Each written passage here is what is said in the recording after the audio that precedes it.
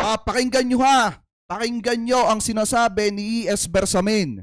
Dito mga kababayan sa mga pahayag ni Digong, ni Duterte.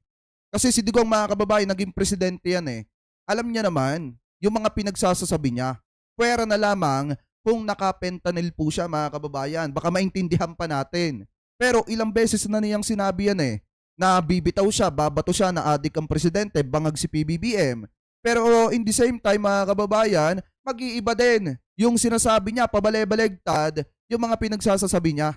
Kaya nga yung term ni Roque, na pabale-balentong ang utak, tama kay Digong yan. Yung sinasabi ni Roque about kay PBBM, na pabale-balentong yung desisyon, dapat kay Duterte niya sinasabi yan.